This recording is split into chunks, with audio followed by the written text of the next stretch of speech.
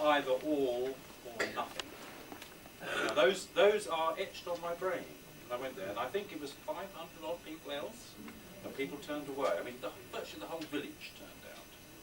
You know the outcome. Now, how many of you have read the book? You're very well informed. But there are some people who will not have. Who will not. I mean, a lot of new people are coming to the village who are not aware of what the village was threatened by. It was being threatened.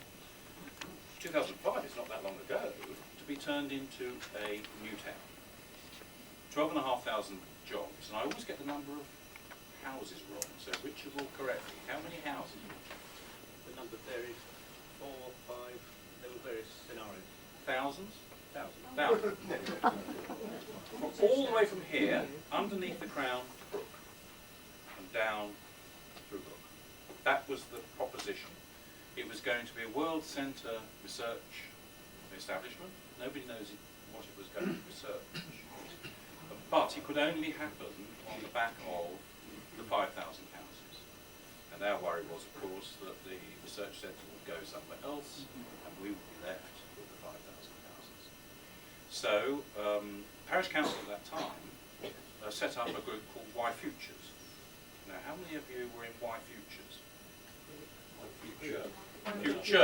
Sorry. One future, not too many. I was a member of Wye Future as well. And so therefore, in that parish council at that time helped to bring the particular programme of Wye Vision to an end. But it wouldn't have happened without two journalists, David Hewson and Justin Williams, who launched a guerrilla campaign on the internet. And this book is the outcome of that. And if you haven't read it, please read it. Richard, how many copies are there left that you know of?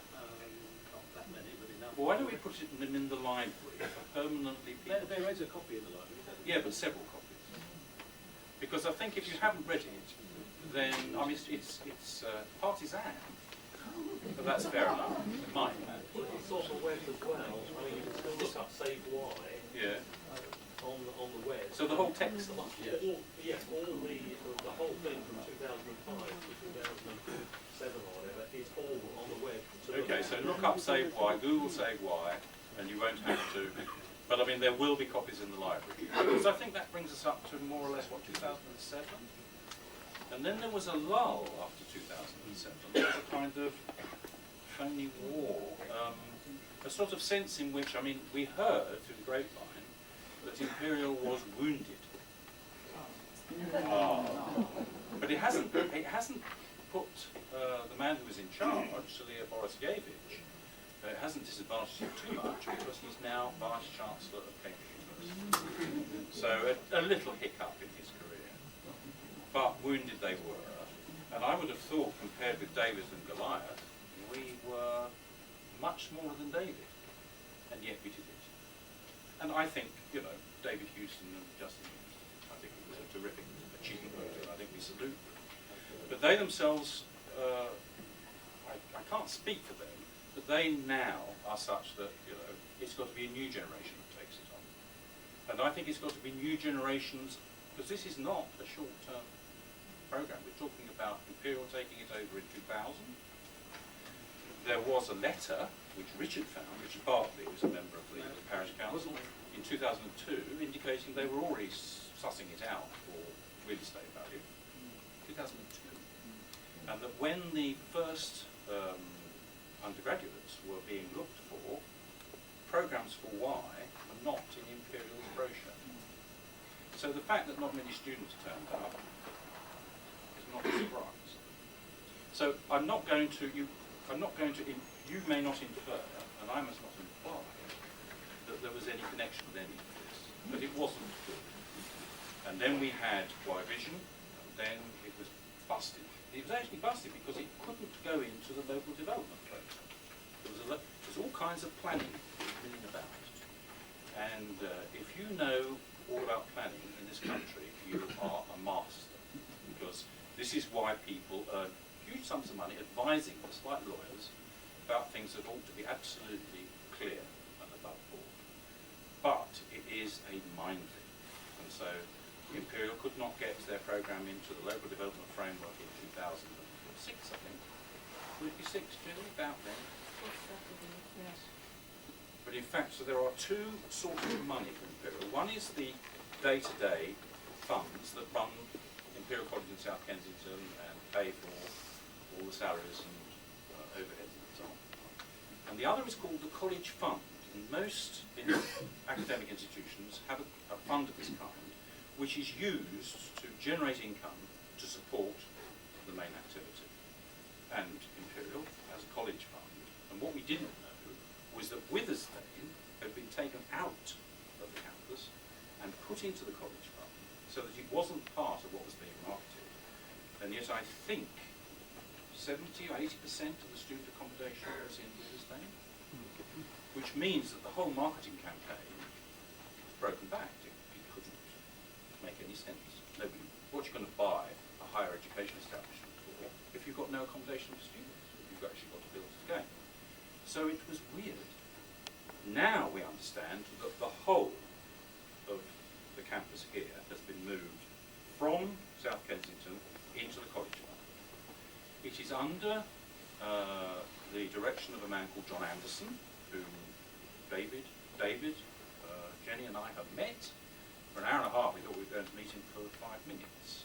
We did not talk about the problems that we've had.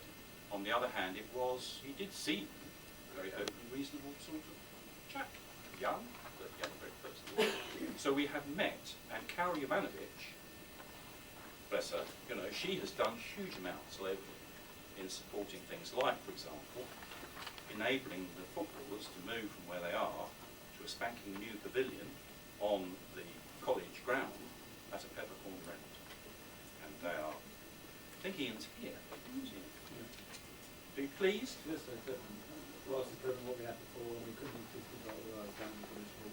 The number of teams of juniors have got now 3 or 4 sides. There was no surface. No. And you're on a roll at the moment. Now that was less than a year ago. I remember when Michael and you were saying about the football and what we were doing, and suddenly within a year that has happened. And that's happened because of the local Imperial staff. And we have, I won't embarrass her, but College Security is here, and that's Christine. And she's the coordinator, and I am the secretary of Neighbourhood Watch. And that has been, I think, a foundation of us and the college locally working well together, and long may it continue. So that happened, and then it started to move towards what is known as the tentative and rural sites development plan. They all come in at different stages, and you've got to watch, and you've got to make certain that you put your proposals in, and you've got to demonstrate, or they have got to demonstrate, that their proposals are what is known as sound. And why was in there? And mostly about how to develop land, and how to develop land on the college side, which is 36% of the whole land of the village is occupied by Imperial. How that should be developed between now and 2021. So that's by way of a preamble. Now, what we've done is we're taking you, or hoping to take you, from then until now, by slides. So I'm going to put it on and ask you whether you can all see them. And the slides themselves will be self-explanatory. So therefore, you don't want me to wrap it on while you're reading them. So I'll put them on. I should look at your eyes. Mary. Care Village proposal with Witherspoon. I mean, that came up just about prior to the DPD discussions. I was around, so I don't know. It's gone very quiet. Yes, but are they still around? I couldn't deny that they were, but they've certainly gone under. Yes. So they did appear actually at the hearing, but they said very little. Jenny. I mean, at the moment it's on hold because obviously it doesn't fit in with the marketing strategy, the marketing programme, which has to go on for at least 6 months. So I'm not suggesting they disappear, but obviously nothing can be done. They had been given a kind of green light early on by the ABC's fast track. We're not sure. No. Really not sure. Also, the DPD, they were asked if they'd like to talk, but they declined. They were invited to both of the community workshops. They didn't even decline. They did at the DPD, didn't they? Yes, but they actually didn't reply. No. Okay, Jenny, you put me right. My memory is not the best. I was talking about the Care Village UK reps at the Yes, DPD. yes. The people who didn't reply to the workshop is appearing. Oh yes, yes, yes. But yeah, the Care Village was supposed to be there, but they were, you know, conspicuous by their failure to say anything. The thing is that can't be developed while the college site is being marketed. Willisdale is now within the WYE3 Yes. plan, so that's completely on hold. While until this process March goes next through, year. which is why we're asking, this is why we're at the beginning of the process asking you at some stage during the evening to come up with your ideas, and we'll tell you what the success criteria for those ideas are. But you know, this is something where we actually want the whole site to be redeveloped for a higher educational purpose. And this was our original aim. We have that aim in focus, and that's what we must go for, such that at the end of it, we'll either have somebody, or everybody will say, well, they did as much as they possibly humanly, creatively could. There's nothing more we could have done. But I don't want to go that, because like, when you're playing football, you never assume you're going to lose.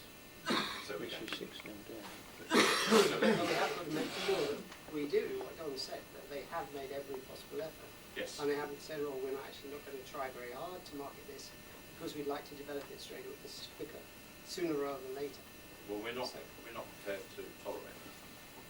And nor is Ashford Borough Council. And nor is the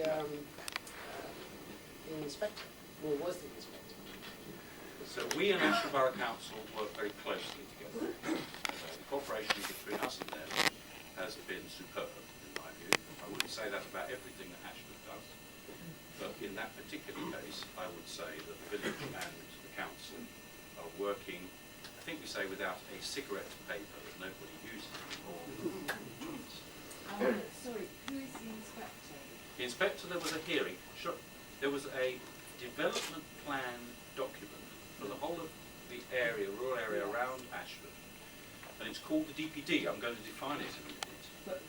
And the inspector was at a hearing where Ashford had put forward what it proposed. Sorry? Planning inspector. Oh, planning inspector. Planning inspector, Yeah, yes, okay. sorry. Okay. Well, shall I put them up? This is it. This is the report. And then Ashford had to defend it against all objections, whether it was justified or whether it was sound, and so on. And we joined forces with them saying that this is what we wanted, and this is what we got. So, shall I take you through? I'm going to ask you if you can see everything. I'm going to ask you if everything on the slide, it makes sense. And if it doesn't, shout. If it's too hot, we don't know how to turn the thing down. See that? You can't. Oh, okay. Can you see it now?